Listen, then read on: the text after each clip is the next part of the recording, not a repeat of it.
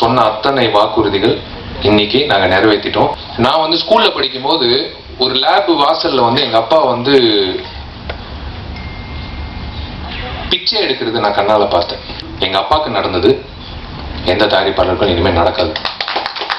நிலம் அவங்க பேர்ல நீ கால் கிரவுண்டோ அரை கிரவுண்டோ அவங்க பேர்ல நீ எழுதி கொடு, நான் பெருமைப்படுவேன். இல்லைன்னா வீட்டு வாசல்ல வந்து அவன் நிக்காதுன்னு சொல்லிட்டாரு. விஷால் ஏன் வந்து இந்த தயாரிப்பாளர் சங்கத்துல தலைவரா நிக்கிறாப்ல அப்படின்றது ரெண்டு விஷயம் நான் சொல்லியிருந்தேன். நடக்காத விஷயங்கள் குரல் கொடுத்திருக்காங்க, ஒவ்வொருத்தரும் இங்கிட்ட இருக்கிற அத்தனை பேரும் குரல் கொடுத்திருக்காங்க, கேட்டிருக்காங்க, நடக்கல. 10 வருஷமா நடக்காதது வந்து நடத்தி காட்டணும்ன்ற ஒரே அடிப்படையில தான் இந்த அணி சார்பா நான் நிக்கிறேன்.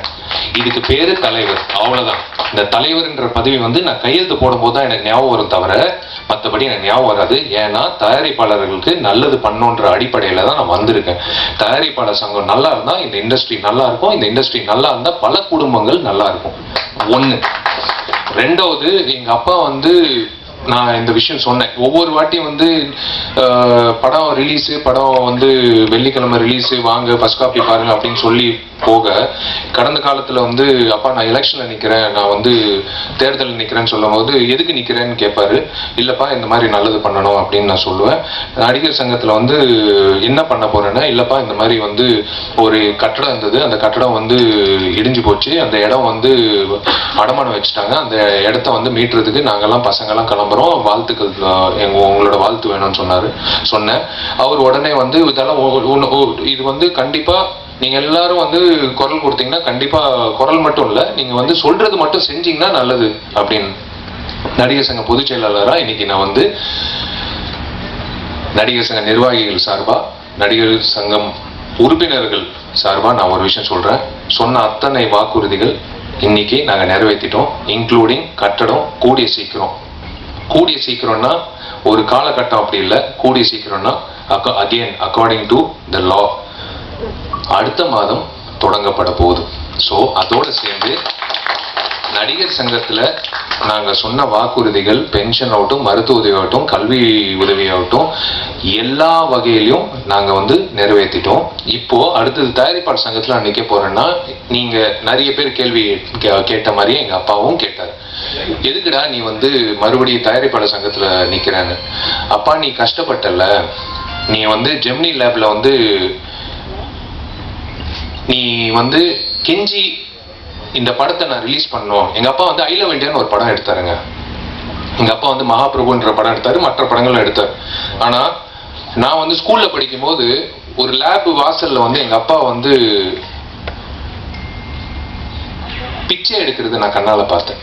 அந்த ஜெமினி லேப்ல, ஐயா என் படம் ரிலீஸ் ஆகணும், நான் எந்த தப்பும் பண்ணல, நான் பண்ண ஒரே தப்பு இந்த படத்தை தயாரிச்சேன், எனக்கு கொஞ்சம் காப்பாத்துங்க அப்படின்னு சொல்லி பிச்சை எடுத்தாரு. நான் கண்ணால பார்த்தேன். ஒருவேளை அதுவா இருக்கலாம், ஒருவேளை எங்கிட்ட இருக்கிற அத்தனை பேரோட ஆதங்கங்களா இருக்கலாம், ஒருவேளை நான் வந்து கஷ்டப்பட்ட அந்த காலங்களா இருக்கலாம். அது போக்குறதுக்காக தானுங்க நான் இந்த எலெக்ஷன்ல நிக்கிறேன். இனிமே அந்த கஷ்டம் எங்க அப்பாவுக்கு நடந்தது எந்த தயாரிப்பாளருக்கும் இனிமே நடக்காது. இந்த ஒரே விஷயம் சொன்னார் எங்க அப்பா, நீ ஜெயிச்சதுக்கு நீ வந்து இந்த தயாரிப்பாளர் சங்கத்தில் நிக்கிற, உன்னை எதிர்த்து வந்து பெரியவங்க எல்லாம் நிக்கிறாங்க, எல்லாரும் என்னோட நண்பர்கள் எல்லாம் இருந்தாலும் ஓகே, நடக்கல. எனக்கு வந்து எனக்கு வந்து ஒரு பிளாட் கொடுக்கப்பட்டுச்சு. நான் வந்து தமிழ் திரைப்பட தயாரிப்பாளர் சங்கத்திலயும் மெம்பரு, தெலுங்குலயும் மெம்பரு. ஆனா எனக்கு வந்து ஒரு பிளாட் வந்து எனக்கு கொடுக்கப்பட்டுச்சு. உன்னால வந்து ஒரே ஒரு விஷயம், நீ நின்னா ஒரே விஷயம், எனக்கு காதுபட ஒரு விஷயம் வரணும். விஷால் இந்த அணி மூலியமா தயாரிப்பாளர்களுக்கு எப்பவுமே வராத ஒரு விஷயம் நீ செய்யணும். நிலம் அவங்க பேர்ல நீ கால் கிரவுண்டோ அரை கிரவுண்டோ அவங்க பேர்ல நீ எழுதி கொடு, நான் பெருமைப்படுவேன். இல்லைன்னா வீட்டு வாசல்ல வந்து அவன் நிக்காதுன்னு சொல்லிட்டாரு. அதுக்காக தான் நான் நிக்கிறேன். இது நடக்கும்.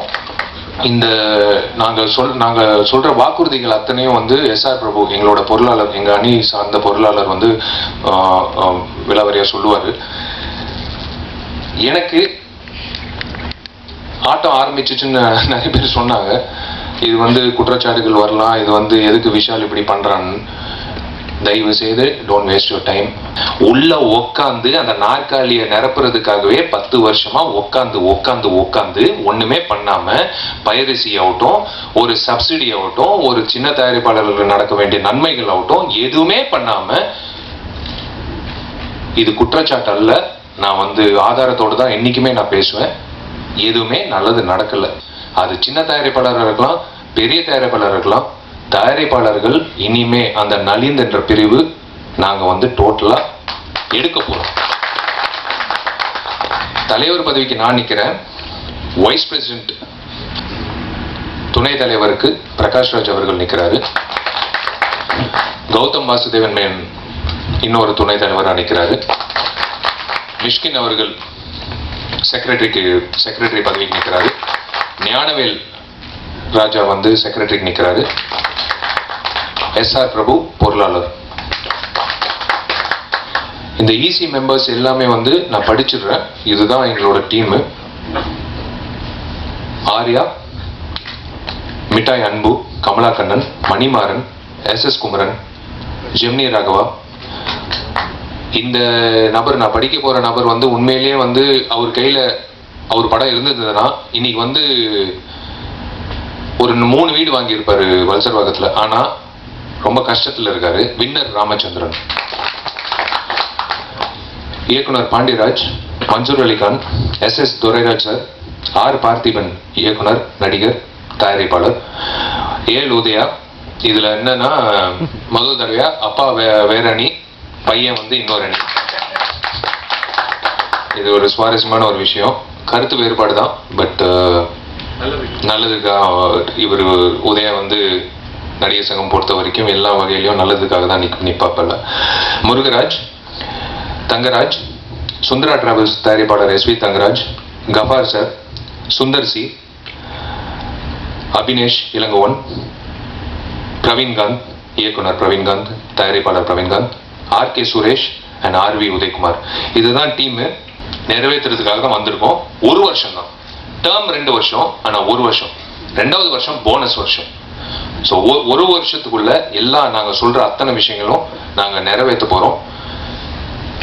This is one of the most important events in Tamil film industry.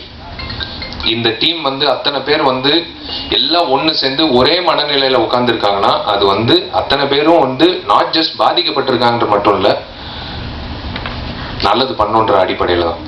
ஒரு விவசாயியும் ஒரு தயாரிப்பாளரும் ஒண்ணுதான். விவசாயி எப்படி கஷ்டப்படுறானோ அதே மாதிரிதான் தயாரிப்பாளர் கஷ்டப்படுறாப்புல. தயாரிப்பாளர் கஷ்டப்படுறது ஒவ்வொரு வீட்டுல குமுறி அழுகுறாப்புல. ஒவ்வொரு வீட்டுல அவங்க சொந்தக்காரங்கள் கிட்ட சொல்லி, இந்த மாதிரி எனக்கு பிரச்சனை ஆயிடுச்சு, இந்த மாதிரி நான் படம் எடுத்தேன், நான் நடு ரோட்டுக்கு வந்துட்டேன் அப்படின்ட்டு. அத்தனை தயாரிப்பாளர்கள் நான் ஒரே ஒரு வேண்டுகோள், வாங்க, படம் எடுக்காத தயாரிப்பாளர்கள் நாங்க எடுக்க வைப்போம். அதுதான் இந்த அணியோட வெற்றி.